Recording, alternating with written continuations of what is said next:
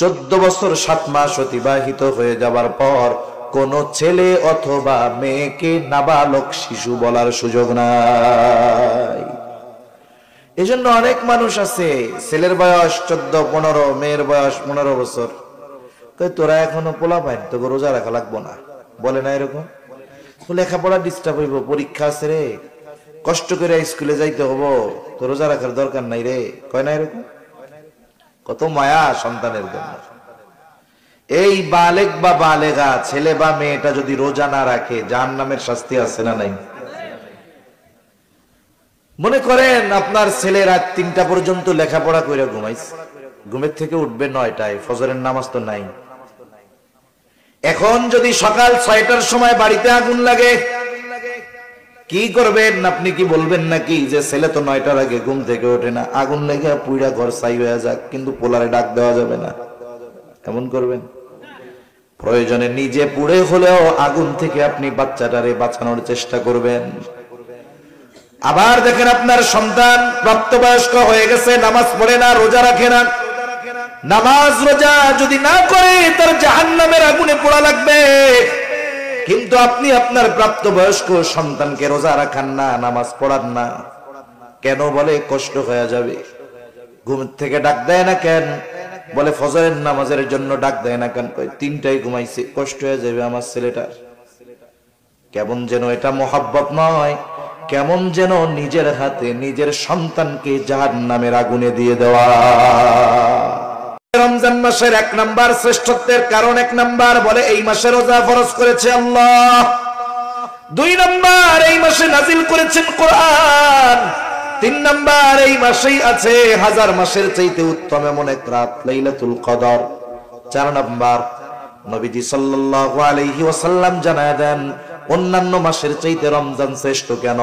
নবীজি বলেন ইদা দাখালা রমাদান, যখন রমজান মাস চলে আসে, নবীজি বলেন ফুতিহাত আবওয়াবুল জান্নাহ, আল্লাহ তাআলা জান্নাতের দরজাগুলো খুলে দেয়। আর এক বর্ণনায় আসছে ফুতিহাত আবওয়াবুস সামা, আসমানের দরজাগুলো খুলে দেওয়া হয়। আর এক বর্ণনায় আসছে ফুতিহাত আবওয়াবুর রাহমাহ, আল্লাহ তাআলা রমজান মাসে রহমতের দরজাগুলো খুলে দেয়। এরপরে আসছে ফুতিহাত আবওয়াবুল জাহিম, আগুলিকাত আবওয়াবুল জাহিম, জাহান্নামের দরজাগুলোকে বন্ধ করে দেওয়া হয়। ওয়া সুলসিলাতিশ শায়াতিন, এবং শয়তানকে এই মাসে শিকলে আবদ্ধ করে ফেলা হয়। শাহরু রমাদান আল্লাযী উনজিলা ফীহিল কুরআন হুদাল লিন-নাসি ওয়া বায়িনাতিন মিনাল হুদা ওয়াল ফুরকান ফামান শাহিদা মিনকুমুশ শাহরা ফালইয়াসুম। আল্লাহ তাআলা কোরআনুল কারীমের মধ্যে জানায়া দেন রমজান মাস, এই মাসে আল্লাহ নাজিল করেছেন কোরআন। কোরআন হলো মানব জাতির জন্য হেদায়েত, সত্য মিথ্যার পার্থক্যকারী হলো এই কোরআন। এই মাসেই আল্লাহ নাজিল করেছেন।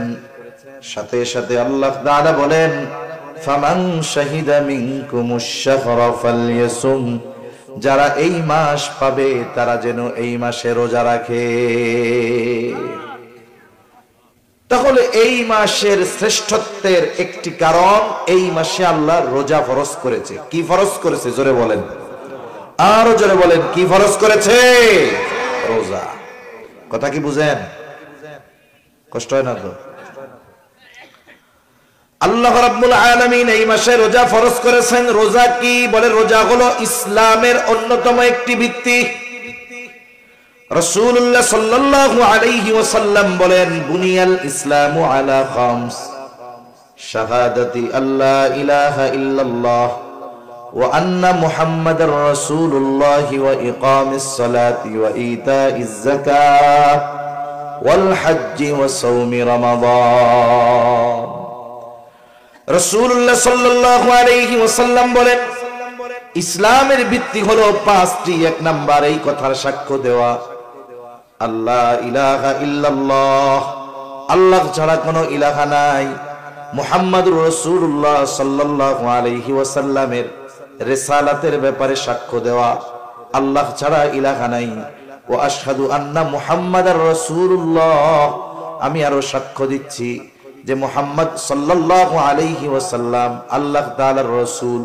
2 নাম্বার ওয়া ইকামিস সালাহ, নামাজ কায়েম করা। 3 নাম্বার ওয়া ইতাইজ যাকাত, যার উপরে যাকাত ফরজ হয়েছে যাকাত প্রদান করা। ওয়াল হজ, যার উপরে হজ ফরজ হয়েছে হজ করা। ওয়া সাওমি রমাদান, রমজান মাসে রোজা রাখা। এখন এই রমজান মাসে রোজা রাখবে কে? যে সুস্থ প্রাপ্তবয়স্ক বা বয়স্কা, সাথে সাথে যে মুসাফির নয়, মুকিম, যার বয়স হয়ে গেছে, যিনি অসুস্থ নয় এবং যিনি মুসাফির নয়, এই ধরনের মানুষ যারা, তারা রোজা রাখবে। এখন রোজা রাখার জন্য কয় বছর বয়স হওয়া লাগবে? আমাদের দেশে তো বলে 18 বছরের আগে নাকি সব শিশু। ছেলে মেয়ে বালেগ হয় কত বছরে? আমাদের দেশের সরকারি হিসাব বলে 18 বছর পর্যন্ত শিশু। এক্ষেত্রে এই হিসাবকে সামনে রাখা যাবে না, বরং দেখতে হবে ইসলাম কি বলেছে, ঠিক কিনা? রাসূলুল্লাহ সাল্লাল্লাহু আলাইহি ওয়াসাল্লাম জানায় দেন, আহাদুল বুলুগ, বালেগ হওয়ার সর্বশেষ সময় সীমা হলো চন্দ্র মাসের 15 মাস, চন্দ্র মাসের 15 বছর, মানে চন্দ্র বছর হিসাবে, চন্দ্র তারিখ হিসাবে 15 বছর। এই হিসাবে ইংরেজি তারিখে হয় 14 বছর 7 মাস। এর আগেও হতে পারে, 12 বছরে হতে পারে, 11 বছরে হতে পারে, 13 বছরে হতে পারে, 14 বছরেও হতে পারে। কিন্তু 14 বছর 7 মাস অতিবাহিত হয়ে যাবার পর কোন ছেলে অথবা মেয়েকে নাবালক শিশু বলার সুযোগ নাই। এজন্য অনেক মানুষ আছে, ছেলের বয়স 14-15, মেয়ের বয়স 15 বছর, তোরা এখনো পোলা পাইন, তোকে রোজা রাখা লাগবো না, বলে না এরকম? লেখাপড়া ডিস্টার্ব হইব, পরীক্ষা আছে রে, কষ্ট করে স্কুলে যাইতে হবো, তো রোজা রাখার দরকার নাই রে, কয় না এরকম? কত মায়া সন্তানের জন্য। এই বালেগ বা বালেগা ছেলে বা মেয়েটা যদি রোজা না রাখে, জাহান্নামের শাস্তি আছে না নাই? মনে করেন আপনার ছেলে রাত 3টা পর্যন্ত লেখাপড়া করে ঘুমাইছে, ঘুমের থেকে উঠবে 9টায়, ফজরের নামাজ তো নাই। এখন যদি সকাল 6টার সময় বাড়িতে আগুন লাগে, কি করবেন? আপনি কি বলবেন নাকি যে ছেলে তো 9টার আগে ঘুম থেকে ওঠে না, আগুন লেগে পুইরা ঘর ছাই হয়ে যাক, কিন্তু পোলারে ডাক দেওয়া যাবে না, এমন করবেন? প্রয়োজনে নিজে পুড়ে হলেও আগুন থেকে আপনি বাচ্চাটারে বাঁচানোর চেষ্টা করবেন। আবার দেখেন আপনার সন্তান প্রাপ্তবয়স্ক হয়ে গেছে, নামাজ পড়ে না, রোজা রাখে না, নামাজ রোজা যদি না করে তার জাহান্নামের আগুনে পোড়া লাগবে। কিন্তু আপনি আপনার প্রাপ্তবয়স্ক সন্তানকে রোজা রাখান না, নামাজ পড়ান না, কেন? বলে কষ্ট হয়ে যাবে। ঘুম থেকে ডাক দেয় না কেন? বলে ফজরের নামাজের জন্য ডাক দেয় না কেন? 3টায় ঘুমাইছে, কষ্ট হয়ে যাবে আমার ছেলেটার। কেমন যেন এটা মোহাব্বত নয়, কেমন যেন নিজের হাতে নিজের সন্তানকে জাহান্নামের আগুনে দিয়ে দেওয়া। আপনি আজকে এটারে মোহাব্বত বলতেছেন, কিয়ামতের দিন ও যখন আল্লাহ না করুক যদি জাহান্নামী হয়, ও আপনার ব্যাপারে আল্লাহর কাছে অভিযোগ দায়ের করবে। ও বলবে, রব্বানা ইন্না আতা'না সাদাতানা ওয়া কুবারানা ফাআযাল্লুনা সাবিলা। বলবে, ও রব, ইন্না আতা'না সাদাতানা ওয়া কুবারানা, আমরা আমাদের বড়দের অনুসরণ করেছি, নেতাদের অনুসরণ করেছি, আমাদের অভিভাবকদের অনুসরণ করেছি। ফাআযাল্লুনা সাবিলা, তারাই আমাদেরকে পথভ্রষ্ট করেছে, তাদের কারণে আজকে আমরা জাহান্নামী হয়েছি। আল্লাহ তাআলার কাছে তারা বলবে, রব্বানা আতিহিম যিফাইনি মিনাল আযাবি ওয়ালআনহুম লা'নান কাবীরা। যেই সন্তানকে রোজা রাখতে দেন নাই, স্বাস্থ্য নষ্ট হয়ে যাবে এটা চিন্তা করে, যেই মেয়েকে রোজা রাখতে দেন নাই, স্বাস্থ্য নষ্ট হয়ে যাবে এই চিন্তা করে, যেই ছেলেকে নামাজের জন্য ডাকেন নাই, তার কষ্ট হবে এই জন্য, ওই সন্তান আল্লাহ না করুক যদি জাহান্নামী হয়, কিয়ামতের দিন আল্লাহর কাছে ওই অভিভাবকের ব্যাপারে অভিযোগ দায়ের করবে, বলবো ওনার কারণে জাহান্নামী। যখন গ্রামে মারামারি হয়, আপনাদের অঞ্চলে মারামারি টারামারি হয় নাকি? গ্যাঞ্জাম হয় না মাঝে মধ্যে? দুইটা দল থাকে না, গ্রামের মধ্যেও আছে, দুই দল মারামারি লাগে, দুই দলের লিডার ঢাকা বসে আরাম করে, কিন্তু পাবলিক এদিক দিয়ে মাথা বাড়ায় ফেলে, মানুষ মেরে ফেলে। এখন গ্রামের মারামারির মধ্যে যেই দলের লোক মরে এই দলের পাল্লা ভারী হয়ে যায়। কেন? বিপক্ষের 14 গোষ্ঠীদের মামলা দিয়ে দিল। এখন মারামারি যে লাগছে, এক পক্ষের লোক আর এক পক্ষের লোককে মেরে ফেলছে।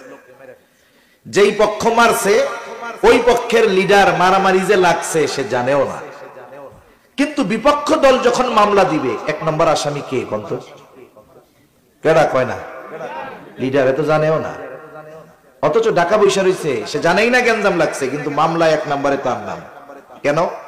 বলে উনি হলো ওই দলের অভিভাবক, এজন্যই উনি 1 নম্বর আসামি। এজন্য উনি কয় নম্বর আসামি? 1 নম্বর আসামি। কিয়ামতের দিনও আমার আপনার অধীনস্থরা জাহান্নামী হওয়ার কারণে অভিযোগ দায়ের করবে আমাদের বিপক্ষে। আবার দেখেন 1 নম্বর আসামি উনি, শাস্তি যদি হয় 1 নম্বরে ওনার হবে। অনুরূপ ভাবে অভিভাবকের ব্যাপারে যদি অধীনস্থরা আল্লাহর কাছে অভিযোগ দায়ের করে যে আমি তো নামাজি না, ও তো সাক্ষী দিবে যে আমি তো মারছিলাম, আমার লিডার কইছে লাইয়া, বলবে না এরকম? ও দোষ দিবে অভিভাবকের। অভিভাবক অপরাধ না করেও 1 নম্বর অপরাধী। এজন্য মনে রাখতে হবে, অধীনস্থদের কারণে অভিভাবক কিয়ামতের দিন ধরা পড়ে যাবে। এই যে মোহাব্বত, নামাজ পড়লে রোজা রাখলে কষ্ট হবে, এই মোহাব্বত মোহাব্বত নয়। এই মোহাব্বত হলো নিজের পায়ে নিজে কুড়াল মারা। ঠিক কিনা বলেন? সন্তানটাও জাহান্নামে যাবে, এই মায়া যে দেখাবে তার জন্য জাহান্নামে যাওয়া লাগতে পারে। এজন্য প্রাপ্তবয়স্ক ছেলে হোক আর মেয়ে হোক, আমরা তাদেরকে রোজা রাখাবো ইনশাআল্লাহ, নিজেরাও রাখবো। তাহলে রমজান মাস 1 নম্বরে শ্রেষ্ঠ মাস হওয়ার কারণ হলো এই মাসে আল্লাহ রোজা ফরজ করেছেন, যা ইসলামের অন্যতম একটি ভিত্তি। 2 নম্বর, এই মাস শ্রেষ্ঠ হওয়ার কারণ বলে এই মাসে আল্লাহ তাআলা কোরআনুল কারীম নাজিল করেছে। আল্লাহ তাআলা বলেন, শাহরু রমাদানাল্লাযী উনজিলা ফীহিল কুরআন হুদাল লিন-নাসি ওয়া বায়িনাতিন মিনাল হুদা ওয়াল ফুরকান। আল্লাহ তাআলা বলেন শাহরু রমাদান, রমজান মাস, আল্লাযী উনজিলা ফীহিল কুরআন, যেই মাসে আল্লাহ নাজিল করেছেন কোরআন। এই কোরআন হুদাল লিন-নাস, মানুষের জন্য হেদায়েত, ওয়া বায়িনাতিন মিনাল হুদা ওয়াল ফুরকান, এই কোরআন হলো সত্য মিথ্যার মধ্যে পার্থক্যকারী, এজন্য কোরআন হলো ফুরকান। তাহলে আল্লাহ তাআলা এই মাসে নাজিল করেছেন কোরআন। 3 নম্বর কারণ, এই মাসেই আছে লাইলাতুল কদর, যেটা 1000 মাসের চাইতে উত্তম। আল্লাহ তাআলা বলেন, ইন্না আনজালনাহু ফি লাইলাতিল কদর ওয়া মা আদরাকা মা লাইলাতুল কদর লাইলাতুল কদরি খায়রুম মিন আলফি শাহর। আল্লাহ তাআলা বলেন, আমি ইন্না আনজালনাহু ফি লাইলাতিল কদর, আমি কদরের রজনীতে নাজিল করেছি এই কোরআন। ইন্না আনজালনাহু আই ইন্না আনজালনাল কুরআনা ফি লাইলাতিল কদর, আমি কদরের রজনীতে কোরআন নাজিল করেছি। ওয়া মা আদরাকা মা লাইলাতুল কদর, আপনি কি জানেন লাইলাতুল কদর কি? আল্লাহ তাআলা লাইলাতুল কদরের পরিচয় দিয়ে বলেন, লাইলাতুল কদরি খায়রুম মিন আলফি শাহর, বলে ওই রজনীটা হলো এমন এক রাত, বলে ওই রাতের মর্যাদা 1000 মাসের চাইতেও বেশি। 1000 রাতের চাইতেও উত্তম এই একটা রজনী। এটা আছে কোন মাসে? জোরে কোন? খিদা লাগছে আপনাকে? তাকবীর দেন, নারায়ে তাকবীর, আরো জোরে নারায়ে তাকবীর। তাহলে এই লাইলাতুল কদর কোন মাসে আছে?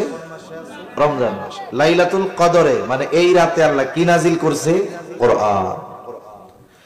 তাহলে রমজান মাসের 1 নাম্বার শ্রেষ্ঠত্বের কারণ, 1 নাম্বার বলে এই মাসে রোজা ফরজ করেছে আল্লাহ।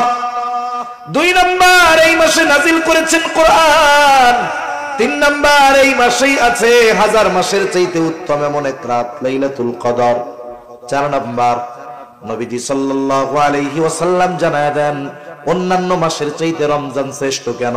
নবীজি বলেন ইদা দাখালা রমাদান, যখন রমজান মাস চলে আসে, নবীজি বলেন ফুতিহাত আবওয়াবুল জান্নাহ, আল্লাহ তাআলা জান্নাতের দরজাগুলো খুলে দেয়।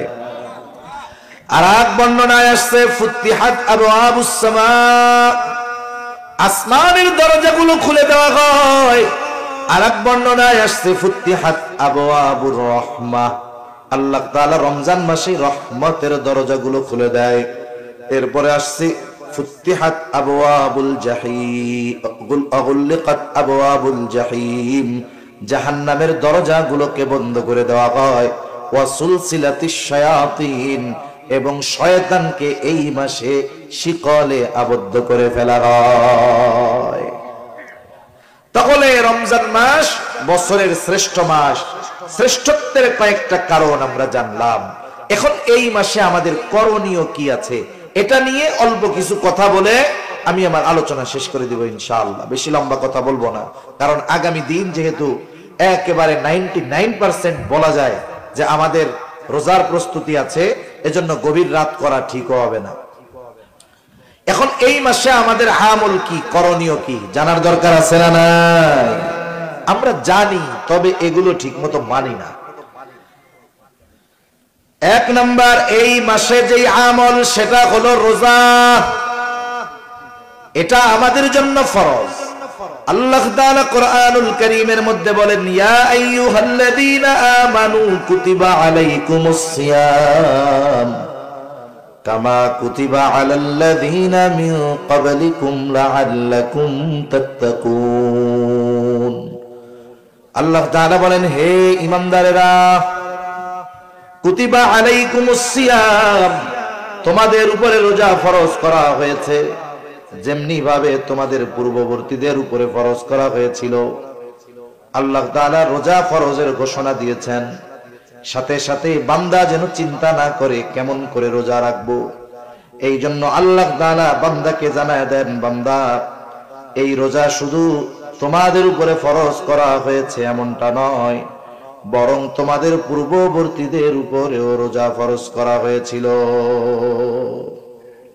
তোমাদের পূর্ববর্তীদের উপরেও রোজা ফরজ করা হয়েছিল। যখন কোনো বিষয়ের আদেশ নতুন করে কাউকে দেওয়া হয়, সে যদি মনে করে এই আদেশ মনে হয় আমার আগে এই পৃথিবীতে আর কেউ, তখন তার কাছে কঠিন লাগবে।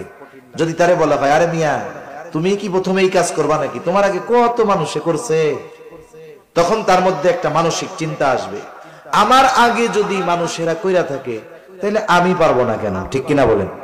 এজন্য আল্লাহ তাআলা আদেশ করার পর জানায় দিলেন এই রোজা শুধু তোমাদের উপরে ফরজ করা হয়েছে এমনটা নয়, বরং তোমাদের পূর্ববর্তীদের উপরেও এই রোজা ফরজ করা হয়েছিল। পূর্ববর্তীদের উপরে রোজা ফরজ ছিল, আদম আলাইহিস সালাম থেকে নিয়ে প্রত্যেকটা উম্মতের উপরে রোজা ফরজ ছিল, তবে রোজার সিস্টেম ছিল ভিন্ন ভিন্ন। সব উম্মতের উপরে এক ধরনের রোজা আল্লাহ ফরজ করেন নাই। যেমন অতীতের উম্মতদের থেকে জানা যায় সারাদিন কথা না বলা, এটাও ছিল এক ধরনের রোজা। যেমন হযরত মারিয়াম আলাইহিস সালাম যখন আল্লাহর কুদরত ঈসা আলাইহিস সালাতু ওয়াস সালামকে ভূমিষ্ঠ করলেন, দুনিয়ায় আসলো ঈসা আলাইহিস সালাম, বাবাবিহীন আল্লাহ তাআলা তাকে দুনিয়ায় পাঠিয়েছেন। এবার দুগ্ধপোষ্য ওই শিশু সন্তানকে নিয়ে আল্লাহ তাআলা আদেশ দিলেন, যাও তুমি তোমার কওমের কাছে চলে যাও। সাথে সাথে আল্লাহ রাব্বুল আলামিন তাকে জানায় দিলেন যে তোমারে তো তোমার কওম সম্প্রদায় অনেক কথা জিজ্ঞাসা করতে পারে, তুমি তখন কি করবা? আল্লাহ তাআলা শিখায় দিলেন, তুমি বলবা ফাকুলি ইন্নী নাযারতু লির-রাহমানি সাওমান ফালান উকাল্লিমাল ইয়াওমা ইনসিয়া। যখন আসছে নিয়া, বিবাহ শাদী হয় নাই, কোলে বাচ্চা, স্বাভাবিক মানুষেরা তো খারাপ বলতেছে, জিজ্ঞাসা করতেছে পোলা কার, এই কার। সে এখন বলে আমি আজকে দয়াময়ের প্রতি সাথে ব্যাপারে এই মানত করছি যে আজকে আমি রোজা, আজকে আমি আর কোনো কথা বলতে পারবো না। তার মানে দেখুন, সারাদিন কথা না বলা এটাও রোজার একটা সিস্টেম ছিল, যে আমি আজকে মানত করেছি এটা যে আমি আজকে রোজা, যার কারণে ফালান উকাল্লিমাল ইয়াউমা ইনসিয়া, আমি তোমাদের সাথে কোনো কথা বলতে পারবো না আজকের এই দিন। এখন কথা না বললে বাস্তব অবস্থা কি জানা যাবে? ঘটনা কি তো কিছু জানা যাবে না। এবার তারা বলা বলি শুরু করতেছে, ইয়া উখতা হারুন মা কানা আবুকি ইমরাআ সাউইন ওয়া মা কানাত উম্মুকি বাগিয়া। হে হারুনের ভগ্নী, তোমার বাবাও তো খারাপ মানুষ না, তোমার মাও তো ব্যভিচারিণী না, এই পোলা বাচ্চা তুমি পাইলা কোথায়? এইবার সে তো আজকে রোজা রাখছে, ইশারা দিয়া বুঝায় দিছে আমি রোজা, আল্লাহর জন্য আজকে আমি রোজা রাখছি, কথা কইতে পারবো না। আল্লাহ রাব্বুল আলামিনের আদেশ, কথা তুমি বলবা না, আল্লাহই তো আদেশ দিয়েছে ওই বাচ্চারে দেখায়া দিবা। ওরা যখন এই কথা বলতেছে, মারিয়াম আলাইহিস সালাম ঈসা আলাইহিস সালামের দিকে ইশারা করে দিছে, আমি তো কথা বলতে পারবো না, এরে জিগাও। এখন 2-1 দিনের শিশু কথা বলতে পারে নাকি? জোরে বলেন, পারে? পারে না। এরা এবার বলতেছে, ইশারা দিয়া দিছে এইদিকে, ফাশারাত ইলাইহি, আমারে কিছু না কইয়া এই বাচ্চারে জিগাও। তারা বলে, ক্বালু কাইফা নুকাল্লিমু মান কানা ফিল মাখদি সাবিয়্যা।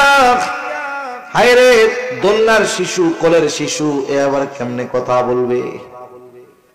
মূল কথা যেটা, অতীতের উম্মতদের মাঝে রোজার একটা সিস্টেম ছিল, সারা দিন কোনো কথা না বলা। এই উম্মতের জন্য রোজা ফরজ হয়েছে। এই উম্মতের রোজার প্রাথমিক দিকে সিস্টেম কি ছিল? প্রথম দিকে আমাদের উম্মতের উপরে, এই উম্মতের উপরে রোজার সিস্টেম ছিল, সূর্যাস্ত যাওয়ার পরে ইফতার করত। বলে ইফতার করার পর যতক্ষণ না ঘুম যাবে ততক্ষণ খানা দানা সব চলবে, কিন্তু যদি ঘুমায় যায়, ঘুম থেকে উঠে আর কিছু খাওয়ার সুযোগ নাই। কেউ যদি ইফতার করে আবার ঘুমায়া যাইতো, তাহলে তাকে আর পরের দিন সূর্যাস্তের পরে গিয়ে খাওয়া দাওয়া করা লাগতো। এটা ছিল প্রথম দিকের সিস্টেম। ইফতার করে রাতে নামাজ পড়ে খাওয়া দাওয়া করে এই যে ঘুমাইতো, ঘুম থেকে উঠে আর খাওয়ার কোনো সুযোগ ছিল না। 2টা ঘটনাকে কেন্দ্র করে আল্লাহ তাআলা আমাদের জন্য রোজাকে আরো ফরজ করে দিয়েছে। এক সাহাবী, সে দিন আনতো দিন খাইতো, প্রতিদিন তার পরিশ্রম করা লাগতো খাওয়ার জন্য। একদিন ইফতারের সময় সে হালকা কিছু ইফতার করছে, খেজুর দিয়ে একটু পানি দিয়ে, সারাদিন অভুক্ত, খিদা লাগছে। স্ত্রীরে বলছে, তুমি এক কাজ করো, খাবার কিছু আছে কিনা একটু দাও। তা ওনার স্ত্রী বলছে, ঠিক আছে, আপনি অপেক্ষা করেন, আমি আসতেছি। এখন খাবার আনতে আনতে ওই লোক ঘুমায় গেছে। ঘুমায় যখন গেছে, বলেন তো, ঘুম যেহেতু গেছে, ঘুম থেকে উঠে আর কিছু খাইতে পারবে? এখন সে রোজা, রাত হোক তাতে কি, তার মানে আগে রাইতেও রোজা ছিল, দিনেও তো ছিল। এরপরে লোকটা রোজা রাখছে, পরের দিন দুপুরবেলা কাজ করতে গিয়ে ক্ষুধার তীব্রতায়, দুর্বলতায় অজ্ঞান হয়ে গেছে। এটা হলো একটা ঘটনা। হযরত ওমর রাদিয়াল্লাহু তাআলা আনহু, উনি ইফতার করার পরে, নামাজ কালাম পড়ার পরে ঘুমায় পড়ছেন। পরবর্তীতে ওনার স্ত্রীর সাথে মেলামেশা হয়ে গেছে রাতে। এই 2 ঘটনা নবীজি সাল্লাল্লাহু আলাইহি ওয়াসাল্লামের কাছে জানানো হলো। এই 2 সাহাবীর ঘটনাকে কেন্দ্র করে আল্লাহ তাআলা উম্মতে মুহাম্মাদের জন্য রোজাকে ফরজ করে দিলেন। একেবারে সুবহে সাদিক পর্যন্ত পানাহার স্বাভাবিক সময়ের মতো করে দেওয়া হলো। সূর্যাস্ত থেকে নিয়ে সুবহে সাদিক পর্যন্ত খাওয়া দাওয়া সব কিছু চালু থাকবে। আর সুবহে সাদিক থেকে নিয়ে সূর্যাস্ত পর্যন্ত পানাহার থেকে বিরত থাকবে, স্ত্রীর কাছে যাওয়া থেকে বিরত থাকবে। উম্মতে মুহাম্মাদের জন্য এরপর থেকে রোজাকে সহজ করে দেওয়া হলো, যেই ধারাবাহিকতায় এখন আমরা রোজা রেখে থাকি। তাহলে আমাদের এই উম্মতের উপরেও প্রাথমিক দিকে রোজাটা একটু কঠিন ছিল, পরে আল্লাহ তাআলা আয়াত নাজিল করে, ওহী নাজিল করে উম্মতে মুহাম্মাদের জন্য রোজাকেও সহজ করে দিয়েছে। এই রোজা আমরা সবাই রাখবো তো ইনশাআল্লাহ। শুনেন, যারা বালেগ হয় নাই এদেরও রাখায় অভ্যস্ত করবে, যদি পারে রাখবে। যদি দেখা যায় অসুস্থ হয়ে যাচ্ছে, পারতেছে না, খেয়ে নেবে, কোনো অসুবিধা নেই। কিন্তু ছোট বাচ্চা এখন থেকে অভ্যস্ত হোক, তাহলে কি হবে? পরবর্তীতে তার জন্য রোজা রাখাটা আশা করা যায় কঠিন হবে না, ইনশাআল্লাহ সহজ হয়ে যাবে। এখন এই কষ্ট করে যে আমরা রোজা রাখবো, এই রোজার প্রতিদান কত বেশি অনেক হাদিস বলা যাবে। আমি অল্প কয়েকটা হাদিস আপনাদের সাথে একটু আলোচনা করব। এখন এক নাম্বার বিষয় হলো, রোজা রেখে যদি আমরা হাদিসের ঘোষণা অনুযায়ী প্রতিদানগুলো আল্লাহর কাছে পেতে চাই, তাহলে শুধু সারাদিন না খেয়ে থাকলে হবে না, সারাদিন গুনাহ থেকেও বাঁচতে হবে। এজন্য রাসূলুল্লাহ সাল্লাল্লাহু আলাইহি ওয়াসাল্লাম বলেন, কিছু মানুষের রোজা হলো না খেয়ে থাকার নামান্তর। আবার নবীজি সাল্লাল্লাহু আলাইহি ওয়াসাল্লাম বলেন, যে রোজা রাখলো কিন্তু অশ্লীল ফাহিশা মন্দ গুনার কাজ ছাড়লো না, নবীজি বলেন তার না খেয়ে থাকায় আল্লাহ তাআলার কোনো কিছু আসে যায় না। তার মানে কোন ব্যক্তি যদি রোজা রেখে গুনাহ করে, চোখের গুনাহ, হাতের গুনাহ, জবানের গুনাহ, পায়ের গুনাহ, এই গুনাহ যদি করে, তাহলে তার রোজাটা কি হয়? শুধু ফরজ আদায় হয়। ওই রোজার দ্বারা যে প্রতিদানের কথা আসছে হাদিসে, এগুলো কিছুই সে পাবে না। রোজার প্রতিদান পাওয়ার জন্য রোজা হতে হবে গুনাহমুক্ত। গুনাহযুক্ত রোজা যদি হয়, তাহলে ওই রোজা কেমন যেন 133 পেয়ে পাশ করার মতো। 133 পেয়ে যে পাশ করবে, সে এই পাশের কথা মানুষের সামনে বলতে লজ্জা পাবে, ঠিক কিনা বলেন? কতজন তারে টিটকারি করে বলবে, এক কম পাইতা তাহলে আরো ভালো হইতো, আগামী বছর পরীক্ষা দিয়ে আর একটু ভালো রেজাল্ট করতে পারতাম, এখন তো সেই সুযোগও নাই, পাইছো মাত্র 33। এরকম টিটকারি করবে মানুষ তাকে। আর যে পাশ করছে কিন্তু 190 পাইছে, 95 পাইছে, ও মানুষের সামনে বুক ফুলায় বলবে আমি গোল্ডেন এ প্লাস পাইছি, ঠিক কিনা বলেন? তাহলে দুইজনেই পাস, 33 পাওয়া পাস আর 190 পাওয়া পাস, দুইটা কি সমান? আমি আপনি সারাদিন কষ্ট করে না খেয়ে থাকলাম, তৃষ্ণায় কষ্ট করলাম, ক্ষুধায় কষ্ট করলাম, এখন যদি একটু গুনার কারণে প্রতিদান বঞ্চিত হয়ে যায়, এর চাইতে বোকামি আর কোনো কিছু হতে পারে? এজন্য রোজা রেখে অনেকে সময় কাটানোর জন্য মোবাইল দেখবে, টেলিভিশন দেখবে, গল্প গুজব করবে। আমার মা বোনেরা, রোজার মাস 2 বেলা রান্না বান্না নাই, সকালে আর রাত দুপুরে, এবার বসে বসে 3-4 জন এক জায়গায় হয়ে দুনিয়ার সব গল্প শুরু করবে। দেখা যাবে এটা একসময় গীবতের মজলিস হয়ে গেছে, ঠিক কিনা বলেন? এজন্য রোজা রেখে সকল ধরনের গুনাহ থেকে যদি না বাঁচি, বলে ওই রোজা রাখা না রাখায় আল্লাহর কিছু আসে যায় না। ফরজটা আদায় হলো ঠিক, কিন্তু রোজার প্রতিদান থেকে সে বঞ্চিত হলো। এজন্য আমরা সবাই রোজার প্রতিদান চাইতো। রোজার প্রতিদান কত বড়! রাসূলুল্লাহ সাল্লাল্লাহু আলাইহি ওয়াসাল্লাম বলেন, হাদিসে কুদসি আল্লাহ তাআলা বলেন, কুল্লু আমাল ইবনে আদম লাহু ইল্লা সিয়াম।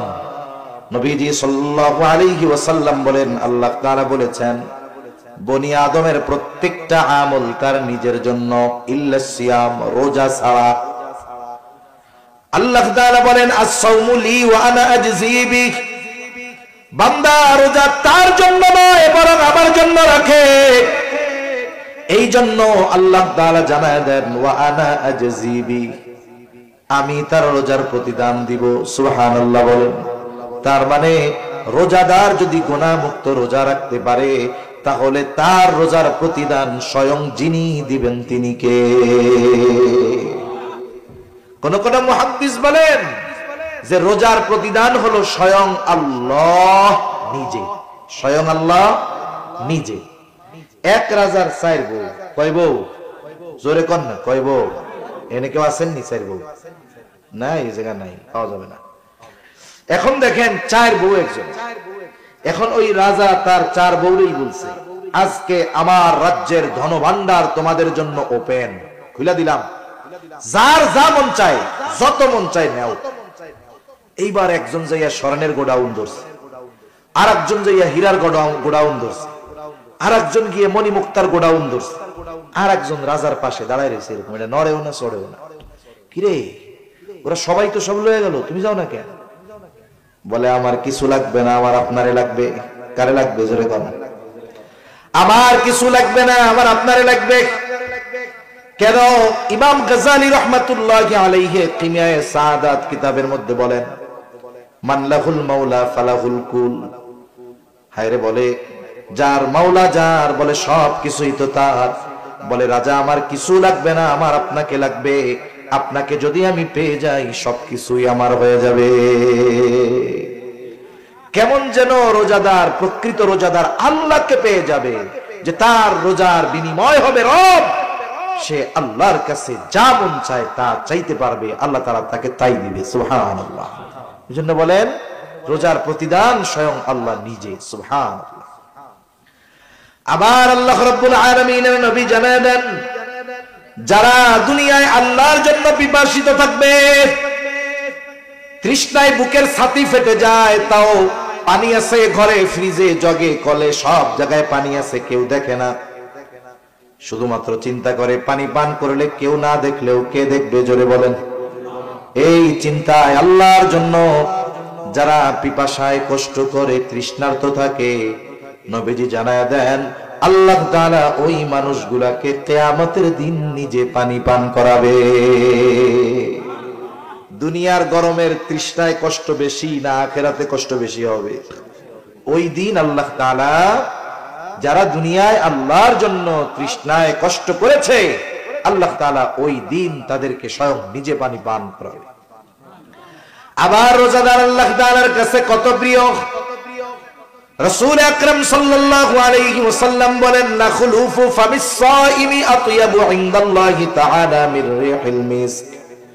রোজাদার রোজা রাখার কারণে পাকস্থলীতে দীর্ঘ সময় পানি যায় না, খাবার যায় না, যার কারণে পাকস্থলী শুকনা হয়ে যায়, এই কারণে একটা গন্ধ আসে মুখ দিয়া। নবীজি সাল্লাল্লাহু আলাইহি ওয়াসাল্লাম বলেন, রোজাদারের রোজা রাখার কারণে তার মুখে যেই গন্ধ হয়, আল্লাহ তাআলার কাছে রোজাদারের এই মুখের গন্ধটা মেশক আম্বরের চাইতে বেশি প্রিয়। রোজাদারের প্রতি আল্লাহর ভালোবাসা এটার দ্বারা বোঝা যায় যে তার পাকস্থলী খালি, গন্ধ হয় মুখ দিয়ে। মানুষ যদি মানুষের সাথে কথা বলে, যদি গন্ধ আসে, দূরে সরে যায়। কিন্তু রোজাদার রোজা রাখার কারণে যেই গন্ধ হয়, এটা আল্লাহর কাছে অপ্রিয় নয়। এর দ্বারা রোজাদার আল্লাহর কাছে কত প্রিয়, এটা মোটামুটি অনুধাবন করা যায়। এখন যদি ওই মুখ দিয়ে আমি আপনি গীবত করি, গীবত বুঝেন? একজনের অনুপস্থিতিতে তার দোষ ত্রুটি চর্চা করা, আলোচনা করা, মজা নেওয়ার জন্য, তার সংশোধনের জন্য নয়, শুধুমাত্র মজা নেওয়ার জন্য, তাকে হেয় করার জন্য। যেই দোষটা তার মধ্যে আছে, তার অনুপস্থিতিতে যদি আলোচনা করা হয় মজা নেওয়ার জন্য, তাহলে এটা হলো গীবত। গীবত এটা মৃত ভাইয়ের গোশত খাওয়ার চাইতেও জঘন্য, নাউজুবিল্লাহ বলে। এজন্য আমাদের সমাজে গীবত এটা হয়ে গেছে গীবাতের মতো। কি বাতের মতো? গীবাতের মতো। মসজিদের মধ্যেও গীবত আছে না নাই? মসজিদের মধ্যে আল্লাহর ঘরে যাইয়াও গীবত করে। যে কোনো মজলিসে 2-4 জন এক জায়গায় বসলে আর একজনের নামে গীবত শুরু হয়ে যায়। অথচ আল্লাহ রাব্বুল আলামিন বলেন, ওয়ালা ইয়াগতাব বা'দুকুম বা'দা আইয়ুহিব্বু আহাদুকুম আন ইয়াকুলা লাহমা আখিহি মাইতান ফাকারিহতুমুহ। আল্লাহ তাআলা বলেন, তোমরা পরস্পরের গীবত করো না। আইয়ুহিব্বু আহাদুকুম, তোমাদের মধ্যে কেউ কি এটা পছন্দ করো? আন ইয়াকুলা লাহমা আখিহি মাইতা, মৃত ভাইয়ের গোশত খাওয়া তোমাদের মধ্যে কেউ কি পছন্দ করো? আল্লাহ বলেন, ফাকারিহতুমুহ, মৃত ভাইয়ের গোশত খাওয়া তোমরা অপছন্দ করো। অথচ গীবত করার মাধ্যমে কেমন যেন সে মৃত ভাইয়ের গোশত খায়। এজন্য গীবত যদি করি, গুনাহ চর্চা যদি করি, তাহলে তো গাল দিয়া ওই গন্ধ না, বাইরে পচা গোশতের গন্ধ। ঠিক কিনা বলেন? রোজাদারদের স্পেশালিটি কি? রোজাদারদের সম্মান কত আখিরাতে, কিয়ামতে?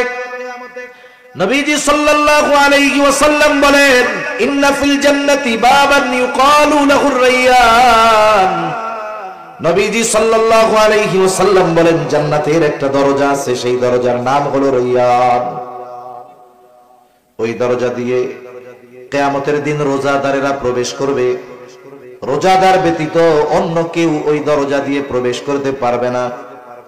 এটা রোজাদারদের জন্য আলাদা এক সম্মাননা, সম্মান। ফেরেশতারা আহ্বান করবে, ফাআইনাস সাইমুন, কোথায় রোজাদারেরা, কোথায়? এবার রোজাদারেরা আসবে, ঢুকবে, এরপরে বন্ধ করে দেওয়া হবে। রোজাদারেরা ঢোকা শেষ, আর একটা ব্যক্তিকেও এই দরজা দিয়ে ঢুকতে দেওয়া হবে না। এই যে রোজা রাখতেছি, এটা জাহান্নাম থেকে বাঁচার ঢাল হচ্ছে। শত্রুর অস্ত্রের আঘাত থেকে যেমন ঢালের মাধ্যমে তীর বর্ষা তলোয়ারের আঘাত থেকে মানুষ নিজেরা রক্ষা করে যুদ্ধের ময়দানে, অনুরূপ ভাবে রোজা হবে তার জাহান্নামের আগুন থেকে বাঁচার ঢাল। as-sawmu junnatun, রোজা হলো ঢাল স্বরূপ। কিন্তু নবীজি জানায় দেন গুনার মাধ্যমে, পাপের মাধ্যমে এই ঢালকে আমরা নষ্ট করে ফেলতেছি। এজন্য গুনাহ মুক্ত রোজা হবে আমাদের, বলেন ইনশাআল্লাহ। আল্লাহ তৌফিক দান করেন। আমি যদি রোজা যথাযথভাবে রাখি, এই রোজা কিয়ামতের দিন আমার আপনার জন্য সুপারিশ করবে। সুবহানাল্লাহ বলুন। হাদিসের মধ্যে আসছে নবীজি সাল্লাল্লাহু আলাইহি ওয়াসাল্লাম বলেন, আস-সিয়াম ওয়াল কুরআন ইয়াশফাআন লিল আবদি ইয়াওমাল কিয়ামাহ। সিয়াম এবং কোরআন কিয়ামতের দিন বান্দার জন্য আল্লাহর কাছে সুপারিশ করবে। সিয়াম বলবে, আয় রব, ইন্নী মানাতুহু আত-তাআমা ওয়াশ-শাহাওয়াতি বিন-নাহার ফাশাফি'নি ফীহি। আয় আল্লাহ, আমি তাকে দিনের বেলা পানাহার থেকে, স্ত্রীর কাছে যাওয়া থেকে বিরত রেখেছি, তার ব্যাপারে আপনি আমার সুপারিশ কবুল করেন। আবার কোরআন আল্লাহর কাছে বলবে, আয় রব, ইন্নী মানাতুহুন নাওমা বিল-লাইল, আমি তারে রাতে ঘুমানো থেকে বাধা প্রদান করেছি, ঘুমাইতে দেই নাই, সে আমাকে তিলাওয়াত করেছে। ফাশাফি'নি ফীহি, আপনি তার ব্যাপারে আমার সুপারিশ কবুল করেন। কোরআন আর রোজা সুপারিশ করবে। নবীজি সাল্লাল্লাহু আলাইহি ওয়াসাল্লাম বলেন, ফায়ুশাফফাআন, আল্লাহ তাআলা ওই ব্যক্তির ব্যাপারে রোজা এবং কোরআনের সুপারিশ কবুল করবে। কিয়ামতের দিন বাপ চিনবে? জোরে বলেন, পরিচয় দিবে? গাড়ি ভাড়া দিয়ে জান্নাতে যাওয়ার চেষ্টা করব। এরকমও বলবে, তাফসীরের মধ্যে আসছে যে আল্লাহ সারা দুনিয়ার সব মানুষকে জাহান্নামে দিয়ে হলেও আমারে আপনি জান্নাত দিয়ে দেন। ওই দিন এই কোরআন, এই সিয়াম, রোজা আমার আপনার জন্য সুপারিশ করবে। এজন্য রমজান মাসে প্রথম আমল হলো যথাযথভাবে রোজা রাখা। কিভাবে রোজা রাখা বলেন? যথাযথভাবে। শুধু সারাদিন না খেয়ে থাকলে হবে না, বরং আমাদের সকল ধরনের গুনাহ থেকেও দিনের বেলা বাঁচতে হবে, সব সময় গুনাহ মুক্ত থাকতে হবে। 2 নম্বর আমল, রাসূলুল্লাহ সাল্লাল্লাহু আলাইহি ওয়াসাল্লাম রোজার ব্যাপারে বলেন, মান সামা রমাদানা ঈমানান ওয়া ইহতিসাবা গুফিরা লাহু মা তাকদ্দামা মিন যামবি ওয়া মান কামা রমাদানা ঈমানান ওয়া ইহতিসাবা গুফিরা লাহু মা তাকদ্দামা মিন যামবি।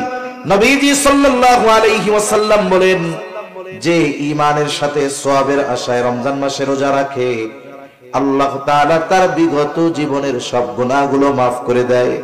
আবার যে ব্যক্তি রমজান মাসে ঈমানের সাথে সওয়াবের আশায় নামাজ পড়ে, মুফাসসিরিনে কেরাম বলেন তারাবির কথা, তারাবি পড়ে, আল্লাহ তাআলা তার বিগত জীবনের সব গুনাহগুলো মাফ করে দেয়। এখন এই তারাবি, এই তো কষ্ট আমাগো। আহা, অনেকে চিন্তা করতেছে রোজা তো রাখবো কষ্ট করে, বিকাল বেলা তো ইফতারটা ভালো করবো, তারাবি 20 রাকাত, উফ, এখনই কোমর ব্যথা, গিরা ব্যথা, ঠ্যাং ব্যথা শুরু হয়ে গেছে। এজন্য হাদিসের মধ্যে আসছে, রমজান মাস যখন আসে মুমিনের অন্তরের মধ্যে এক ধরনের প্রফুল্লতা কাজ করে। কেন? প্রকৃত ইমানদার চিন্তা করে, এই তো সুবর্ণ সুযোগ, আগামী 1 মাসের পাথেয় সংগ্রহ, 11 মাসের পাথেয় সংগ্রহ করা। মোবাইল চার্জ দেন 1 ঘন্টা, টিভেন 12 ঘন্টা, তাই না? কয় এই 1 মাস সে আমলের মাধ্যমে সামনের 11 মাসের পাথেয় সংগ্রহ করে নিবে। এজন্য তার আনন্দ লাগে, ইবাদতের মৌসুম। আর মুনাফিক যেগুলা রোজায় যেগুলা মনে করেন ওই ওয়াজে নাই, মাইকে শুনতেছে, যেই কইছি যে কালকে তো তারাবি শুরু, ওর চিন্তা শুরু হয়ে গেছে পরশু দিন তো আর দুপুরে রান্না হইব না। আরে পরশু দিন আর দুপুরে রান্না হবে না রে। আমার মা বোনরা এমনি যা করুক আর না করুক, রোজার মাসে রোজা ঠিক মতো রাখে, ঠিক কিনা বলেন? আর যদি খাইতে চায়, খাওয়ানোর কথা যদি কয়, একবারে সব ডিবিলে ধুইয়া দিব একবারে। বুড়া বেটা হয়েছে, খাটাস, কবরের মধ্যে ঠ্যাং একটা গেছে, এখনো রোজা রাখে, অথচ পোলাপান রোজা রাখতেছে। এখন ওনার টেনশন শুরু হয়ে গেছে, খাইতে হইব কই, কেমনে খামু, এই যে টেনশন শেষ। ওই তারাস বাজারে যায়, সুন্দর মতো পদ্মা আছে, খাস পদ্মা, ওর মধ্যে যায় খেয়ে বাইরে বের আছে না নাই কোন। এজন্য যারা মুনাফিক, নবীজি সাল্লাল্লাহু আলাইহি ওয়াসাল্লাম বলেন, এই রোজা যখন আসে এটা তাদের জন্য কষ্টের কারণ হয়ে যায়। এখন এই যে রোজার মাস, তারাবি পড়তে হবে, আমাদের অনেকের চিন্তা শুরু হয়ে খতম তারাবি কেমনে পড়বো, আবার যদি খতম তারাবি পড়ে হাফেজ সাহেব তাইলে অন্য মসজিদে কয় মিনিট হয় হিসাব করে 8টায় শুরু করছে তারাবি, ও গো 8:30 শেষ, আমাকে 3 মিনিট বেশি লাগছে 8:33। হাফেজ সাহেব এসে হাফেজ সাহেব আমরা কিন্তু বাইরে যেতেছি, আমাকে 25 মিনিটে শেষ করা লাগবে। আছে না নাই কোন? আপনারা কে কইছে খতম তারাবি করতে? আপনি সূরা তারাবি পড়েন বাড়ি গিয়ে আস্তে আস্তে। হাফেজ সাহেব কোরআন তিলাওয়াত করবে, কয় মিনিট বেশি লাগে শুদ্ধভাবে পড়লে? হাফেজ সাহেব সুন্দর মতো 1.5 পারা যখন প্রথম 6 দিন পড়বে, প্রতি পারায় সে যদি 30 মিনিট সময় নেয় তিলাওয়াতের জন্য, রুকু সেজদা এগুলা তো আর কমানোর সুযোগ নাই, নাকি সেজদা 2টার জায়গায় একটা দিলে হয়ে যাবে? মাশাআল্লাহ হবে, 2টাই তো দিবে। কমপক্ষে রুকুর মধ্যে সুবহান রাব্বিয়াল আযীম 3 বার তো বলবে নাকি, সুবহান রাব্বিয়াল আলা কমপক্ষে তো 3 বার বলবে নাকি। এইগুলা তো আর কমানোর সুযোগ নাই। তিলাওয়াত কতটুকু দ্রুত পড়া লাগে? এক পারা হাফেজ সাহেবের যদি 1.5 মিনিট করে প্রতি পৃষ্ঠায় সময় দেওয়া হয়, তাহলে সে মোটামুটি দ্রুততার সাথে শুদ্ধভাবে পড়তে পারবে।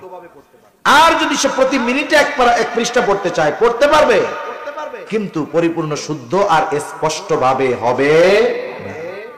এখন দেখুন, সে যদি 20 মিনিটে পড়ে আর যদি 10টা মিনিট সময় আমরা বেশি দেই, তাহলে তিলাওয়াত সুন্দর হবে। কোরআন তিলাওয়াত করলে শুধু সওয়াব হয় তা না, কিছু তিলাওয়াতকারী তিলাওয়াত যখন করে কোরআন তারে লানত দেয়। বলে আল্লাহ কারে পড়াইছেন আমারে পড়ার লেগে? রেইলি হাফেজ আছে, শুরু করেন মুসল্লি কিচ্ছু বুঝলো না, কোনো লাভ হইছে? কমপক্ষে তো শব্দগুলো স্পষ্ট উচ্চারণ হতে হবে। যারা শুনতেছে তাদের শব্দগুলো মুখস্থ নাই, তবে শব্দটা বুঝতে তো হবে। এতটুকু ভাবে যদি কোরআন পড়ে 10 মিনিট সময় বেশি লাগে। কয় মিনিট? এখন 20 রাকাতে 10 মিনিট একবারে লাগে না 20 বারে লাগে? তার মানে প্রতি রাকাতে কয় মিনিট বেশি হয়? 30 সেকেন্ড। কয় সেকেন্ড? আধা মিনিট। আরে ভাই, এই আধা মিনিট সময় প্রতি রাকাতে বেশি দাঁড়াইতে আপনার আমার ঠ্যাং ব্যথা হয়ে যায়। আহা, এটা বড় দুঃখের ব্যাপার।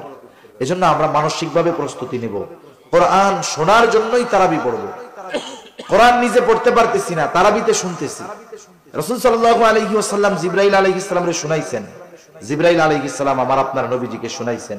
এজন্য কোরআন শোনা আমলি কাজ, ফেরেশতার আমল, জিবরাইল আলাইহিস সালামের আমল। এজন্য আমরা তারাবিতে হাফেজ সাহেবদেরকে তাড়াহুড়ো করতে বলবো না। বলবো যে দেখেন, একটা মাস আমরা কোরআন শুনতেছি, আপনি আমাদেরকে শুদ্ধভাবে দৃষ্টিরতার সাথে সবকিছু ঠিক রেখে যতটুকু তাড়াতাড়ি পড়া যায় এর চাইতে দ্রুত পড়ার দরকার নাই। তাহলে তারাবিটা আমরা একটু রিল্যাক্সে পড়বো, সময় নিয়ে পড়বো, সুন্দরভাবে শুনবো ইনশাআল্লাহ।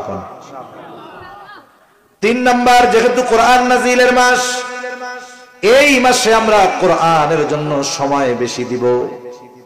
সারা বছর সময় হয় না, চেষ্টা করব রমজানে কমপক্ষে 1 খতম কোরআন পড়ার। অনেকে আছে প্ল্যানিং না থাকার কারণে শুরু করে খুব জোশ নিয়ে, লাস্টে কিছুই হয় না। প্রথম দিন 4 পারা, পরের দিন 3 পারা, এর পরের দিন হুইত্যা পড়ছে, আর পড়ে না। আর গিয়া সবে কদরের দিন ধরছে, একটু 27 রমজান, মাস শেষে হয়েছে মাত্র 10 পারা, শেষ করতে পারে নাই। ওইটা বাদ দিয়ে প্রত্যেক দিন কম কম হোক, কিন্তু ধারাবাহিক ভাবে হোক। হাফেজ সাহেব ডেলিদার পারা পড়বে, যারা কোরআন শরীফ পড়তে পারেন, প্রত্যেক নামাজে প্রথম 6 দিন পড়বেন, প্রতি নামাজে 6 পৃষ্ঠা করে। কয় পৃষ্ঠা করে? 6 পৃষ্ঠা। ফজরের নামাজে গেছেন, যদি সুন্নাত পড়ে সময় হয় আপনি পড়ে ফেললেন 2 পৃষ্ঠা। ফরজের পরে বাড়ি চলে না ঈশা 4 পৃষ্ঠা পড়ে আসলেন। জোহরে গেলেন লম্বা সময়, একটাই আজান 1টায় নামাজ, 4 রাকাত পড়ে 20 মিনিট সময়, আপনি পড়ে ফেলতে পারলেন 6 পৃষ্ঠা। এইভাবে 6 দিন যদি পড়া হয়, প্রত্যেক দিন 5 পৃষ্ঠা করে পড়লে দৈনিক হয় 30 পৃষ্ঠা। হাফেজি কোরআন শরীফের 1.5 পারা। হাফেজ সাহেব প্রথম 6 দিন 1.5 পারা করে পড়বে, এরপরে আপনি 7 দিনের থেকে 1 পারা করে পড়েন। প্রতি ওয়াক্তে 4 পৃষ্ঠা। কয় পৃষ্ঠা? তাহলে 5 ওয়াক্তে 4 পাশা কত হয়? 20 হয়ে গেল 1 পারা। দেখা গেল সুন্দরভাবে ধীর স্থিরতার সাথে আপনার মসজিদের তারাবি হাফেজ সাহেবের জবানে 1 খতম শোনা হলো, নিজেও 1 খতম পড়া হয়ে গেল। এজন্য আমলগুলো কম হোক, এটা ধারাবাহিক যদি হয়, এটা আল্লাহ তাআলার কাছে বেশি প্রিয়। এভাবে আমরা কোরআন পড়ব। যারা কোরআন পড়তে পারি না, হাফেজ সাহেব থাকবে, ইমাম সাহেব থাকবে, তাদের কাছ থেকে আমরা একটু কোরআন শেখার চেষ্টা করব। অনেকে আছেন অনেক দিন নামাজ পড়ে কিন্তু সূরাগুলা সহি শুদ্ধ নাই। আপনি কোরআন শরীফের সূরাগুলো সহি শুদ্ধ করবেন, সূরা ফাতিহাটা ঠিক করবেন, সূরা নাস, ফালাক, ইখলাস, কুল হুয়াল্লাহ যত সূরা আছে কমপক্ষে শেষের 10টা একবারে শুদ্ধভাবে শিখে নিলেন। অনেক মুসল্লি আছে 30 বছর নামাজ পড়ে, সূরা ফাতিহার প্রথম আয়াতের অর্থ জিজ্ঞেস করলে কইতে পারবে না। অনেক মুসল্লি আছে, মারিফুল কোরআন আছে মসজিদে, একটু খুইলা অনুবাদটা দেখেন যে আল্লাহ কি বলছে, আলহামদুলিল্লাহি রাব্বিল আলামিন কি কইছে আল্লাহ এর মধ্যে, এগুলো একটু পড়েন, একটু ব্যাখ্যা পড়েন, দেখবেন এরপরে ইমামের পেছনে সূরা শুনতেন তিলাওয়াত ফাতিহা আগে যেমন লাগতো, আপনি যখন অর্থ বুঝবেন একটু ব্যাখ্যা জানা থাকবে, দেখবেন তখন আরো পড়তে শুনতে দুইটাই ভালো লাগতেছে। এজন্য কোরআনের সাথে একটু থাকা যাবে না ইনশাআল্লাহ। কত সওয়াব হবে কোরআন পড়লে জানেন? এক একটা অক্ষর পড়লে 10টা করে নেকি হয়, সুবহানাল্লাহ বলে। রমজান মাসে সওয়াবের উপর এমনি সময় আল্লাহ 10 থেকে 700 গুণ বাড়ায়। রমজানে এটারে গুণ দিবেন আরো কমপক্ষে 70 দিয়া, কমপক্ষে 70 দিয়া। প্রথম কত 10 থেকে 700 তো আল্লাহ এমনি টাইমে দেয়, আর রমজানে কমপক্ষে ওইগুলার সাথে গুণ হবে কত 70। তাহলে একটা অক্ষর পড়লে কত সওয়াব। কোরআন শরীফ পড়া সওয়াব কামানো যায় সবচাইতে বেশি। এজন্য রাসূলুল্লাহ সাল্লাল্লাহু আলাইহি ওয়াসাল্লাম বলেন, মান ক্বারাআ হারফাম মিন কিতাবিল্লাহি ফালাহু হাসানাহ ওয়াল হাসানাতু বিআশরি আমসালিহা লা আকুলু আলিফ লাম মিম হারফুন বাল আলিফুন হারফুন ওয়া লামুন হারফুন ওয়া মিমুন হারফুন। নবীজি বলেন, মান ক্বারাআ হারফাম মিন কিতাবিল্লাহ, যে আল্লাহর কিতাব থেকে একটা অক্ষর তিলাওয়াত করে, ফালাহু হাসানাহ, তার জন্য একটি হাসানা, আর ওয়াল হাসানাতু বিআশরি আমসালিহা, এক হাসানাই হলো 10 নেকি। নবীজি বলেন, আমি এটা বলি না আলিফ লাম মিম এক হরফ, বরং আলিফ এক হরফ, লাম এক হরফ, মিম এক হরফ। তাহলে আলিফ লাম মিম যে পড়লো 3 অক্ষর পড়লো, কম পক্ষে আল্লাহ সুবহানাহু ওয়া তাআলা তাকে 10টা কইরা নেকি দিবে। কমপক্ষে যদি এমনি সময় 10 হয়, রোজার মাসে গুণ দেন 10 গুণ 70, 70 10 কত কত হয় 700। রোজার মাসে শুধু আলিফ পড়লে কমপক্ষে কত সওয়াব 700। এরপরে তো আরো বাড়তে পারে, এরপরে বাড়তে পারে, এটা নিম্ন সওয়াব। আবার কোন কোন মুফাসসির বলেন, আলিফ যে পড়লো আলিফ, কিন্তু আলিফ লিখলেও তো 3টা হরফ লাগছে, আলিফ লাম ফা। আপনার আমি যদি বলি আলিফ লেখেন বানান কইরা, তাহলে আপনি এরকম লিখবেন না, তো আলিফ লাম ফা লিখবেন, তাই না? আলিফ এর মধ্যে তো 3টা হরফ আছে। এখন এইভাবে যদি ভাঙানো হয়, দেখা যায় একটা অক্ষর পড়লে হাজার হাজার নেকি হয়ে যায়, সুবহানাল্লাহ। এখন কইতে পারেন, হুজুর আমি তো পড়তে পারি না, জিহ্বায় বাদে, কষ্ট হয়, তোতলাই আসে না, এরকম কষ্ট হয়। আয়েশা সিদ্দিকা রাদিয়াল্লাহু তাআলা আনহা বলেন, আল মাহিরু বিল কুরআন মাআল কিরামিল বারারাতিস সাফারা। আয়েশা সিদ্দিকা রাদিয়াল্লাহু তাআলা আনহা বলেন, সম্মানিত ফেরেশতাদের সাথে থাকবে যারা কোরআন তিলাওয়াতে মাহের, আর যারা মাহের না, দক্ষ না, তিলাওয়াত করতে গেলে জবানে বাজে, ওয়ায়াতাতাউ, জবানের মধ্যে বাজে, কষ্ট হয়। নবীজি জানায়া দেন তার জন্য হলো 2টা পুরস্কার। বলে একটা হলো ওই যে পড়তেছে সম্মানের পুরস্কার, আর একটা হলো তার পড়তে গিয়ে কষ্ট হচ্ছে, এই কষ্টের পুরস্কার। তাহলে হিসাবে যে দক্ষ তার চাইতে যার পড়তে কষ্ট হয় এর প্রতিদান আরো বেশি। এজন্য রোজার মাস আমরা কোরআনের সাথে কাটানোর চেষ্টা করব তো ইনশাআল্লাহ। তাহলে 1 নম্বর আমল রোজা রাখবো, 2 নম্বর তারাবির নামাজ পড়বো, সাথে সাথে চেষ্টা করব যে সাহারির সময় যখন উঠি একটু আগে উঠে 2-4-6 রাকাত তাহাজ্জুদ পড়ে আল্লাহর কাছে একটু রোনাজারি করার, আল্লাহর কাছে চাওয়ার, এবং কোরআনের সাথে আমরা এই মাসে বেশি বেশি সম্পৃক্ত হব। কোরআন শিখবো, পড়বো, শুনবো, অন্যকে শোনাবো, বলেন ইনশাআল্লাহ। এরপরে এই মাসে দ্বীনি কাজে বেশি সহযোগিতা করব। রাসূল সাল্লাল্লাহু আলাইহি ওয়াসাল্লাম ছিলেন আজওয়াদান নাস, সবচাইতে বড় দানশীল। রোজার মাস আসলে ওনার দানশীলতার পরিমাণ আরো বেড়ে যেত। একেবারে বাতাসের ন্যায় তিনি দুহাত প্রসার করে দান করতেন, মানুষদেরকে দিতেন। নবীকে আমরা গরিব বলি, অনেকে বলে গরিব নবী, না, নবীজি গরিব ছিলেন না, গরিবী হালাতকে নবীজি গ্রহণ করেছেন। নবীজির কাছে অনেক সম্পদ আসতো নবীজির জন্য, নবীজি এগুলো মানুষকে দিয়ে দিতেন। একবার বাহরাইন থেকে নবীজি নামাজ পড়তেছেন মসজিদে, একেবারে বোঝাই বোঝাই নবীজির জন্য হাদিয়া আসছে, চাউল আটা গম এইগুলা না, যা আসছে স্বর্ণ, স্তূপ হয়ে গেছে স্বর্ণ অলংকারের। নবীজি সাল্লাল্লাহু আলাইহি ওয়াসাল্লাম দুহাত ভরে ভরে এক একজনকে দিয়ে দিচ্ছেন যে নাও এটা তোমার বাড়ি অলিরে পড়াইও, এটা নাও তুমি নিয়ে যাও তোমার খরচ চালাইও। নবীজি গরিব ছিলেন না, নবীজির কাছে আসতো, নবীজি ধনী ছিলেন কিন্তু তিনি দরিদ্রকে গ্রহণ করে নিয়েছেন, এজন্য নবীর কাছে যখনই আসতো নবীজি মানুষকে দিয়ে দিতেন। এরপরে আমরা মানুষকে ইফতার করাবো, ইফতার করানোর মধ্যে অনেক ফায়দা। এক গ্লাস পানি দিয়ে হোক, একটা খেজুর দিয়ে হোক, এতে লাভ কি? আপনি কাউরে ইফতার করাইলেন, সে রোজাদার, তার রোজার সমপরিমাণ সওয়াব ইফতার করানেওয়ালা পেয়ে যাবে, এতে আবার যিনি রোজা রাখছেন তার কোনো সওয়াব কমে যাবে না। চিন্তা করে ওর বাড়ি ইফতার করে আমার সওয়াব যদি ব্যক্তি নিয়ে যায়, খাওয়ানোর দরকার নেই, অসুবিধা নেই। যে রোজা রাখবে তারটাও কমবে না, বরং ইফতার যিনি করাবেন তিনি ওই পরিমাণ সওয়াব পেয়ে যাবেন। এই বিষয়গুলো আমরা খেয়াল রাখবো তো ইনশাআল্লাহ। আমাদের ঘরের মানুষের জন্য কাজ হালকা করে দিব। যদি কারো বাড়িতে কাজের লোক থাকে, আমরা তার কাজটাকে হালকা করে দেব রোজাকে কেন্দ্র করে। এইভাবে আমরা চেষ্টা করব আমাদের রমজান মাস অতিবাহিত করার। হতে পারে এই রমজান আমার আপনার জীবনের শেষ রোজা, ঠিক কিনা? হতে পারে কি পারে না? পারে। এজন্য রমজান মাস পেয়ে যে গুনাহ মাফ করাতে পারলো না, প্রসিদ্ধ এক হাদিস, নবীজি মেম্বারে উঠতেছিলেন, এক সিঁড়িতে উঠছেন আমিন, দ্বিতীয় সিঁড়িতে আমিন, তৃতীয় সিঁড়িতে আমিন। সাহাবায়ে কেরাম জিজ্ঞাসা করে, ইয়া রাসূলুল্লাহ সাল্লাল্লাহু আলাইহি ওয়াসাল্লাম, আপনি আমিন বললেন 3 বার, কিন্তু কি জন্য বললেন বুঝলাম না। নবীজি তখন 3টা কারণ বলছে। এর মধ্যে একটি কারণ হলো, যেই ব্যক্তি রমজান মাস পেল কিন্তু তার গুনাহ মাফ করাতে পারলো না, সে ধ্বংস হয়ে যাক। দোয়া করছে রুহুল আমিন, আর আমিন বলছে রহমাতুল লিল আলামিন। এই দোয়া কবুল হইছে, কোনো সন্দেহ আছে? কোনো সন্দেহ নাই। সেই রমজান আমাদের একেবারে নিকটবর্তী। এজন্য মা বোনদেরকেও বলবো, যারা আছেন শুনতেছেন, সবাইকে অনুরোধ করব, আর গাফলতির কোনো সুযোগ নাই।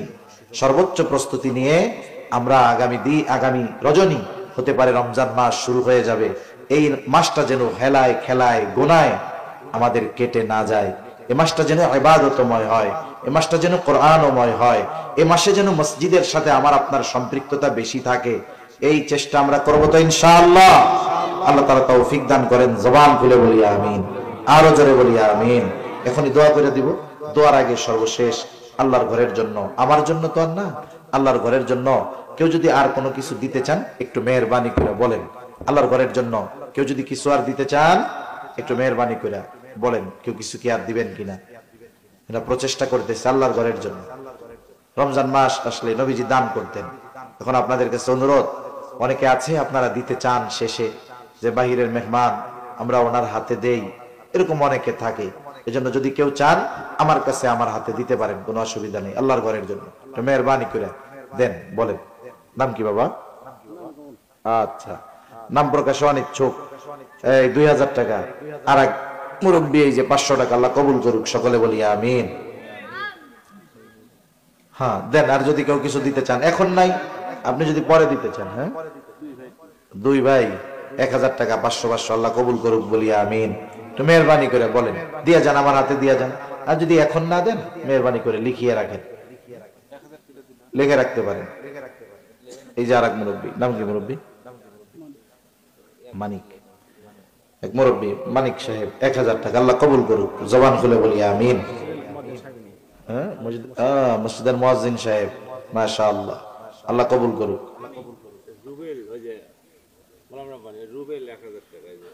রুবেল 1000 টাকা, আল্লাহ কবুল করুক, বলি আমিন। এই যে ওনার এক ছোট বোন 500 টাকা, আল্লাহ কবুল করুক। আর নাম কি আপনার? মোহাম্মদ মুকুল হোসেন, 2000 টাকা, আল্লাহ কবুল করুক, সকলে বলি আমিন। তোমার নাম কি? তুমি দিছো? নাম কি কইলা? রিমান। আচ্ছা, রিমান দিছে 1580 টাকা, আল্লাহ কবুল করুক, বলি আমিন। নাম কি ভাইজান? জসমত ভাই, 2000 টাকা, আল্লাহ কবুল করুক, জোরে কন্যা আমিন। মুরব্বী নাম কি? নাম কি? আব্দুল করিম, নগদ 500 টাকা, 1 মণ দান, আল্লাহ কবুল করুক, বলি আমিন। এই যে এক যুবক ভাই মিজানুর রহমান, 1000 টাকা আল্লাহ কবুল করুক, বলি আমিন। হ্যাঁ বলেন, আর কেউ আসেননি কোন? এখন যদি না থাকে আপনি ওই লেখায় রেখে দেন, পরে দিয়ে দিন, তো মেহরবানি করে বলেন আর কিছু ভাই, দোয়া হয়ে যাবে, এখনই দেরি হবে না আর ইনশাআল্লাহ। নাম কি মুরব্বী? আব্দুর রহিম সাহেব। আচ্ছা, মোট 1500 টাকা দিবে, 500 টাকা নগদ আর 1000 টাকা বাকি। আল্লাহ কবুল করুক, বলি আমিন। আচ্ছা, এক বোন তার স্বামী ইন্তেকাল করেছে, তার জন্য 500 টাকা আল্লাহ কবুল করুক। আপনি নাম কি? আব্দুল মানিক, আব্দুল বারিক, 500 টাকা আল্লাহ কবুল করুক। নাম কি? মোহাম্মদ দুলাল হোসেন, 1000 টাকা আল্লাহ কবুল করুক, বলি আমিন। আল্লাহ জানমালে বরকত দান করুক, বলি আমিন। বলেন বলেন, মেহরবানি করে বলেন। মা সাল্লাইতা আলা ইব্রাহিম ওয়া আলা আলি ইব্রাহিম ইন্নাকা হামিদুম মাজিদ। আল্লাহুম্মা বারিক আলা মুহাম্মাদিন ওয়া আলা আলি মুহাম্মাদ কামা বারাকতা আলা ইব্রাহিম ওয়া আলা আলি ইব্রাহিম ইন্নাকা হামিদুম মাজিদ। আলহামদুলিল্লাহি রাব্বিল আলামিন ওয়াল আকিবাতু লিল মুত্তাকিন والصلاة والسلام على خير خلقه محمد وعلى آله وأصحابه أجمعين. ربنا ظلمنا أنفسنا وإن لم تغفر لنا وترحمنا لنكونن من الخاسرين. ربنا آتنا في الدنيا حسنة وفي الآخرة حسنة وقنا عذاب النار. ربنا لا تزغ قلوبنا بعد إذ هديتنا وهب لنا من لدنك رحمة إنك أنت الوهاب. রব্বুল আলামিন, সম্ভবত শাবানের একেবারে শেষ দিন, আয় আল্লাহ, রমজান মাস সামনে নিয়ে কিছু দিনই আলোচনা করার পর গুনাহ মাখা হাত আমরা তুলে ধরেছি। আল্লাহ রব্বুল আলামিন, যে যেখান থেকে হাত উঁচু করেছে আমাদের বিগত জীবনের সব ধরনের গুনাহগুলো মাফ করে দেন। আয় আল্লাহ, আমাদের আত্মীয় স্বজন যে যেখানে আছে মাফ করে দেন। যারা দুনিয়া ছেড়ে চলে গেছে মাফ করে কবরগুলো জান্নাতের টুকরো আপনি বানায়া দেন। আয় আল্লাহ, আশেপাশে যত কবরস্থান আছে, যত মুমিন মুমিনাত শহীদ আছে, আল্লাহ সকলের গুনাহগুলো মাফ করে কবর জান্নাতের টুকরো আপনি বানায়া দেন। আয় আল্লাহ, যারা অসুস্থ আছে সুস্থতা দান করেন। আল্লাহ রব্বুল আলামিন, তামাম দুনিয়ার মুসলমানদের জান মাল আপনি হেফাজত করেন। আয় আল্লাহ, জালেমদেরকে হেদায়েত দেন। হেদায়েত যদি না থাকে তাদের ব্যাপারে চূড়ান্ত ফয়সালা নেন। আমাদের একে অপরের প্রতি হৃদ্রতা, মুহাব্বত, ভালোবাসা আপনি বাড়ায়া দেন। লোভ, হিংসা, অহংকার মুক্ত হৃদয় দান করেন। আল্লাহ, খাস করে আজকের এই মাহফিল আপনি কবুল আর মঞ্জুর করে নেন। আয় আল্লাহ, উলামায়ে কেরাম যত কিছু আলোচনা করেছে প্রয়োজনীয় কথাগুলো স্মরণ রেখে আমলের কথাগুলো আমল করবার তৌফিক দান করেন। রব্বুল আলামিন, মাহফিলকে এলাকার হেদায়েতের জরিয়া বানায়া দেন। খাস করে যেই মসজিদের উদ্যোগে মাহফিল, আল্লাহ মসজিদ খানা আপনি কবুল আর মঞ্জুর করে দেন। আয় আল্লাহ, আপনার ঘরের মহব্বতে যারা দান করেছে সকলের সকল দানগুলো আপনি কবুল আর মঞ্জুর করে নেন। আয় আল্লাহ, সকলের মনের নেক চাওয়া, নেক আশা কবুল করে নেন। আল্লাহ, মসজিদের যত প্রয়োজনীয়তা আছে গায়বী খাজানা থেকে আপনি পূরণ করে দেন। আয় আল্লাহ, রমজান মাস আসতেছে, মালিক আমাদেরকে শাবানের বরকত দান করেন। আয় আল্লাহ, রমজান পর্যন্ত পৌঁছায়া রমজানের হকগুলো আদায় করে রমজান মাস অতিবাহিত করার তৌফিক আল্লাহ আপনি দিয়ে দেন। অভাবীর অভাব দূর করে দেন, ঋণগ্রস্তের ঋণ পরিশোধের তৌফিক দেন। আল্লাহ, হারাম হালাল বেঁচে চলার তৌফিক দেন। হালাল রুজি অন্বেষণের তৌফিক আল্লাহ আপনি দান করেন। বরকতময় প্রশস্ত রিজিক দান করেন। আল্লাহ, যে যে পেশায় নিয়োজিত বরকত দিয়ে দেন। আয় আল্লাহ, আমাদেরকে রিজিক সংকীর্ণতা দিয়ে পরীক্ষা নিয়েন না। যারা বেকার আছে হালাল কর্মসংস্থানের ব্যবস্থা আপনি করে দেন। রব্বুল আলামিন, আমরা যারা হাত উঁচু করেছি হয়তো আমাদের মধ্যে কারো মা নাই, কারো বাবা নাই। অনেকে হয়তো নিজের হাতে মুহাব্বতের মা বাবাকে কবরে শোয়া রাখছে। আল্লাহ, গুনার কারণে যদি কারো মা বাবার কবরে আযাব হয়, আমাদের মধ্যে যাকে পছন্দ, যারা আমল পছন্দ, তারা আমলের ওসিলায় ওই মা বাবার কবরের আযাব আল্লাহ আপনি মাফ করে দেন। কবরগুলো জান্নাতের টুকরো বানায় দেন। কিয়ামতের দিন হিসাব সহজ করে জান্নাতের ব্যবস্থা আপনি করে দিয়েন। যাদের মা বাবা বেঁচে আছে, সুস্থ দীর্ঘ নেক হায়াত আল্লাহ আপনি দান করেন রব্বুল আলামিন। খাস করে এই এলাকাবাসীকে আপনি কবুল আর মঞ্জুর করেন। আয় আল্লাহ, আসমানি জমিনি সকল প্রকার বালা মুসিবত থেকে হেফাজত করেন আল্লাহ। তারা পরিশ্রমী মানুষ, রব্বুল আলামিন তাদের আপনি কবুল আর মঞ্জুর করে নেন। আয় আল্লাহ, মা বোনদের কবুল করেন, পর্দানিশীন বানায় দেন। 5 ওয়াক্ত নামাজ যথাযথভাবে আদায় করার তৌফিক আল্লাহ আপনি দান করেন রব্বুল আলামিন। বেনামাজিদের নামাজি বানায় দেন, সুন্নাতবিহীন মানুষগুলোকে আপনি সুন্নাতওয়ালা বানায় দেন রব্বুল আলামিন। সকল প্রকার পাপাচার অনাচার থেকে বেঁচে থাকার তৌফিক দেন। আমাদের স্ত্রী সন্তান আমাদের জন্য চক্ষু শীতলকারী হিসাবে কবুল করে নেন। আল্লাহ, সকলকে অর্থনৈতিক সচ্ছলতা, মানসিক প্রশান্তি, পারিবারিক শান্তি দান করেন রব্বুল আলামিন। এলাকার মধ্যে মিলে মিশে থাকার তৌফিক আল্লাহ আপনি দিয়ে দেন রব্বুল আলামিন। আমাদের সকলকে বারবার মক্কা মদিনা জিয়ারতের তৌফিক দান করেন। যারা এখন পর্যন্ত যেতে পারে নাই, জীবনে একবার হলেও তাদের যাওয়ার তৌফিক আল্লাহ আপনি দান করেন রব্বুল আলামিন। কার মনে কি চাওয়া জানি না, সকলের মনের নেক চাওয়া নেক আশা কবুল করে নেন আল্লাহ। আয় আল্লাহ, পরকালের ডাক কখন চলে আসে বলা যায় না। মালাকুল মউত যখন চলে আসবে, আপনি আমাদের সকলের জবানে তাওহীদের কালিমা নসিব করে দিয়েন।